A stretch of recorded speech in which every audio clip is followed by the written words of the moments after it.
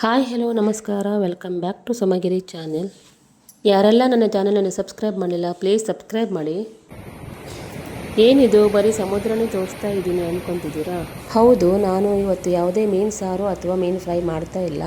ಯಾಕೆಂದರೆ ನಾವು ಮನೆಯಲ್ಲೇ ಕುಳಿತು ರುಚಿ ರುಚಿಯಾದ ಮೀನನ್ನು ತಿನ್ನುವುದರ ಹಿಂದೆ ಎಷ್ಟು ಮೀನುಗಾರರ ಕಷ್ಟ ಇದೆ ಎಂದು ಇವತ್ತು ನಾನು ತೋರಿಸ್ತಾ ಇದ್ದೀನಿ. ಮೊದಲಿಗೆ ಎಲ್ಲ ಮೀನುಗಾರ ಬಾಂಧವರಿಗೆ ವಿಶ್ವ ಮೀನುಗಾರಿಕೆ ದಿನಾಚರಣೆ ಶುಭಾಶಯಗಳು. ಮೀನುಗಾರರ ಮೊದಲ 3 ತಿಂಗಳ ಜೀವನ ತುಂಬಾ ಕಷ್ಟಕರವಾಗಿರುತ್ತದೆ.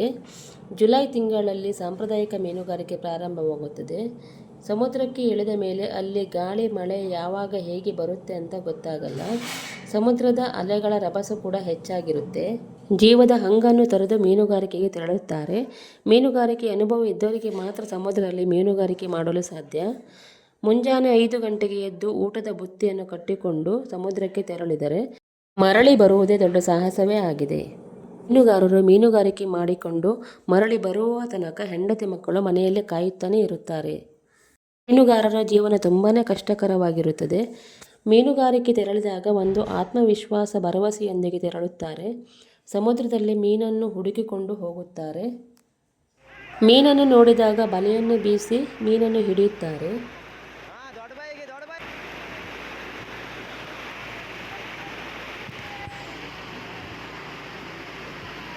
ಆಮೇಲೆ ಬಲೆನೆಲ್ಲ ಎಳೆದುಕೊಂಡು ಮೀನನ್ನೆಲ್ಲ ದೋಣಿಯಲ್ಲೇ ಹಾಕ್ಕೊಳ್ತಾರೆ.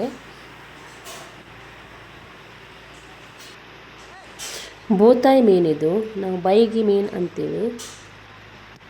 ನಂತರ ಮೀನನ್ನು ದೋಣಿಯ ಕ್ಯಾರಿಯರ್ ಬಳಸಿಕೊಂಡು ಬಂದರಿಗೆ ಬಂದು ಸ್ವಲ್ಪ ಮೀನನ್ನು ಬುಟ್ಟಿಯಲ್ಲಿ ಹಾಕಿ ಏಲ ಮಾಡುತ್ತಾರೆ. 35, 36, 36, 136, 137, 138.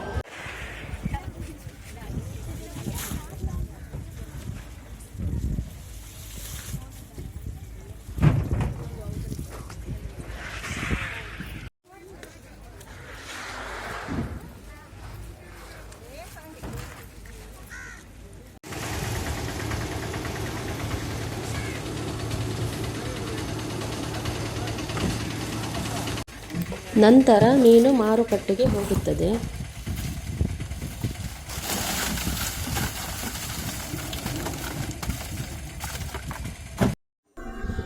ಇದನ್ನು ತೊರಿ ಅಂತೀವಿ. ಇದು ಬಂದಾಗ ನಮ್ಮ ಮೀನುಗಾರರಿಗೆ ತುಂಬ ಕಷ್ಟ ಆಗುತ್ತದೆ. ನಮ್ಮ ಮೀನುಗಾರರು ಮೀನುಗಾರಿಕೆ ಎಷ್ಟೇ ಕಷ್ಟ ಇದ್ದರೂ ಅದನ್ನು ತೋರಿಸಿಕೊಳ್ಳದೆ ತುಂಬಾ ಖುಷಿಯಿಂದ ಮೀನುಗಾರಿಕೆ ಮಾಡುತ್ತಾರೆ. ಮೀನುಗಾರರ ಧೈರ್ಯಕ್ಕೆ ಮೆಚ್ಚಲೇಬೇಕು. ಏಕೆಂದರೆ ನಮ್ಮ ಮೀನುಗಾರರು ಕಡಲ ಮಕ್ಕಳು. ಸಮುದ್ರವೇ ಅವರಿಗೆ ತಾಯಿ ಇದ್ದ ಹಾಗೆ. ನಮ್ಮ ಮೀನುಗಾರರು ಮೀನು ಸಿಕ್ಕಾಗ ಹಿಗ್ಗದೆ, ಮೀನು ಸಿಗದೇ ಇದ್ದಾಗ ಕುಗ್ಗದೆ, ಮತ್ತೆ ನಾಳೆಯ ಭರವಸೆಯೊಂದಿಗೆ ಮನೆಗೆ ಹಿಂದಿರುಗುತ್ತಾರೆ. ಇನ್ನೊಮ್ಮೆ ನಮ್ಮ ಮೀನುಗಾರ ಬಾಂಧವರಿಗೆ ವಿಶ್ವ ಮೀನುಗಾರಿಕೆ ದಿನಾಚರಣೆ ಶುಭಾಶಯವನ್ನು ತಿಳಿಸುತ್ತಾ ಇನ್ನೊಂದು ವಿಡಿಯೋದೊಂದಿಗೆ ಸಿಗುತ್ತೀನಿ. ನಮಸ್ಕಾರ.